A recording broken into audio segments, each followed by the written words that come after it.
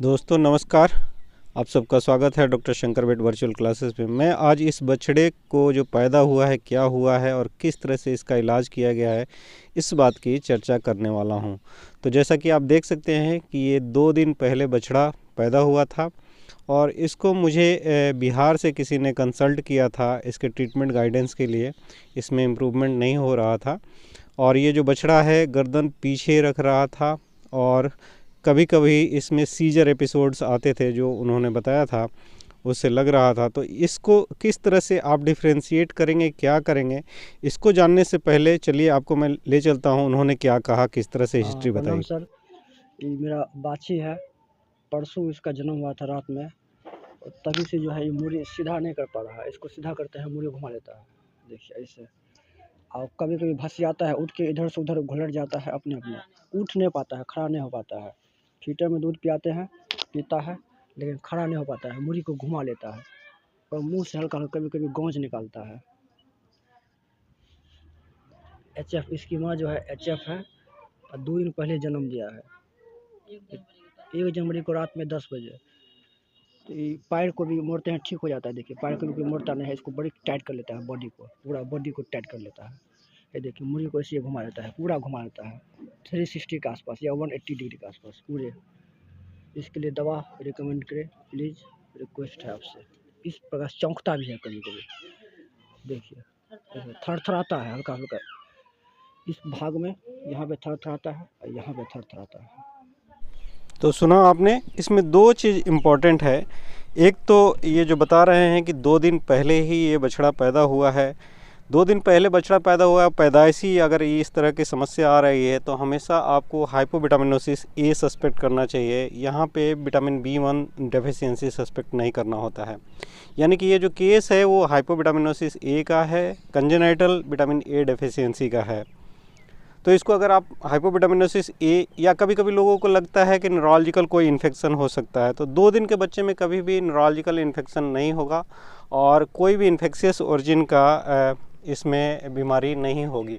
तो ये 2 चीज़ें हैं। एक तो अपने गर्दन को अपवर्ड रखता है या गोल गोल घुमाता है और खड़े होने में दिक्कत होती है, जो इंडिकेट करता है कि उसमें ब्रेन एडिमा है, और वो कॉमन प्रॉब्लम है जब काफ को हाइपोविटामिनोसिस ए रहती है। इसके साथ साथ आप देखेंगे तो उसमें सीजर एपिसोड्स आते हैं। जैसे वो कह रहे थे कि जे मुंह से झाग निकलता है, तो मुंह से झाग निकलने का मतलब, या वो स्टिफनेस आता है, चौंकता है, ये सारी चीज़ें इंडिकेट करती हैं कि उसे सीजर एपिसोड्स आते हैं। और ये टिपिकल प्रेजेंटेशन है जो हाइपोविटामिनोसिस ए में होता है। इसमें एक चीज़ और इन्वेस्टिगेट करना होता है। इसमें आपको हमेशा ही आई साइट नहीं रहेगा, यानी कि जो बछड़ा पैदा होता है वो जन्मजात अंधा होता है, ब्लाइंड होता है, और उसकी आँखों को फिर से बनाया नहीं जा सकता है, क्योंकि जो रेटिना बनता है उस समय अगर डिफेक्ट आ जाएगा तो अगर आप ट्रीट करेंगे तो सिर्फ़ और सिर्फ न्यूरोलॉजिकल प्रॉब्लम ठीक हो जाएगा, वो खड़ा हो जाएगा, सारी चीज़ें ठीक हो जाएंगी, लेकिन ट्रीटमेंट के बाद भी आई साइट को वापस नहीं लाया जा सकता है। तो इस केस को हम लोगों ने हाइपोविटामिनोसिस ए के लिए सस्पेक्ट किया और फिर उनको गाइड किया कि आप हाइपोविटामिनोसिस ए का ट्रीटमेंट करें। इस ट्रीटमेंट को मैं कई बार आपको बता चुका हूँ। इसमें आपको विटामिन ए देना होता है, आप इसमें मैनिटॉल देंगे जिससे कि ब्रेन एडिमा सबसाइड हो। साथ ही साथ न्यूरोलॉजिकल सपोर्ट के लिए हम लोग न्यूरोटॉनिक्स भी देते हैं। न्यूरोटॉनिक्स के साथ अगर सीजर एपिसोड्स आ रहे हैं तो आपको हमेशा ही उसे एंटी एपिलेप्टिक ड्रग्स जो आते हैं मार्केट में उनका इस्तेमाल करना होता है। और ये डिपेंड करता है कि केस की, हर इंडिविजुअल केस में अलग अलग ट्रीटमेंट देना होता है। ड्यूरेशन जो ट्रीटमेंट का होता है अलग अलग होता है, किस लेवल का डिफेक्ट है उस पर डिपेंड करता है। तो जो इंडिविजुअल वेटनरियन है वो जज कर पाते हैं कि कितने दिन तक कौन सी दवाई चलानी होती है।